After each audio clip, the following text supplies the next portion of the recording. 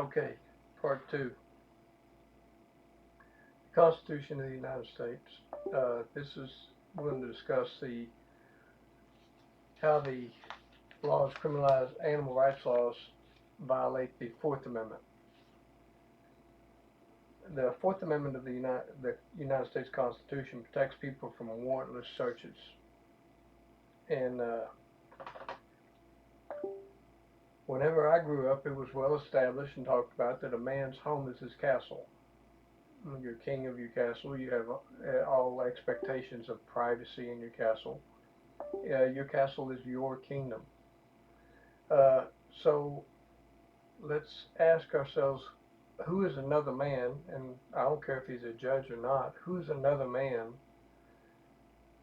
to sign a piece of paper authorizing government agents to invade your home, your kingdom, create situations where they're going to kick in your door, rip your family apart, point guns at you, and create situations where they may kill you, the homeowner, and the property owner, using the excuse that the chickens you own or the animals you own take priority above your human rights.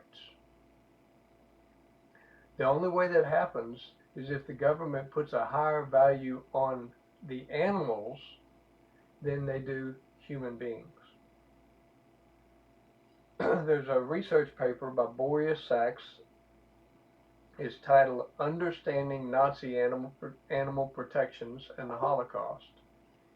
In the research paper, the Professor Sachs states, quote, "The Nazis enacted animal rights laws in order to reduce man to the status of an animal, thereby allowing the government to treat some segments of society like animals."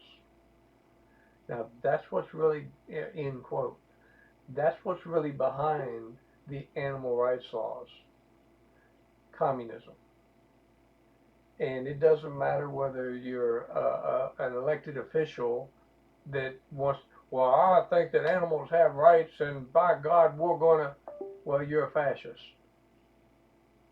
if that's what you believe.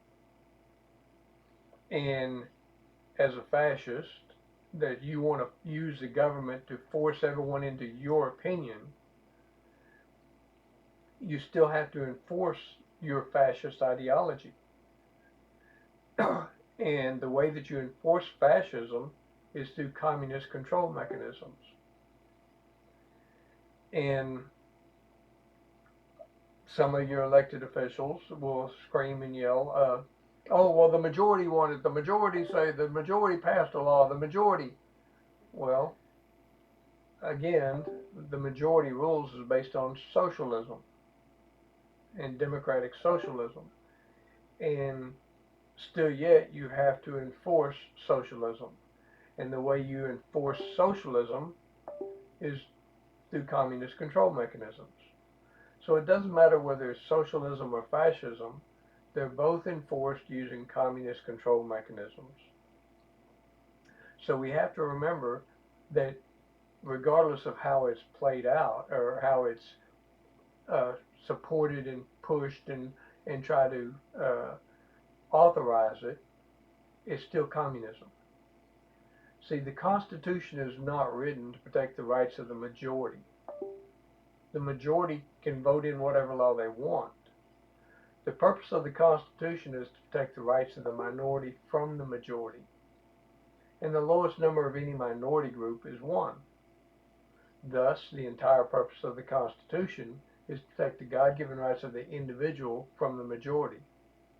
By doing so, it protects the God-given rights of the individual from the abusive and tyrannical power of the government. So, pardon me, we need to understand what's really behind these animal rights laws, and it is based on communism. So, I hope you enjoyed this video. This is part two, the Fourth Amendment. As we go further into these videos, we'll go into the Eighth Amendment, the Ninth, the 10th, by and through the 14th. And I will explain how your animal rights laws violate each one of those amendments.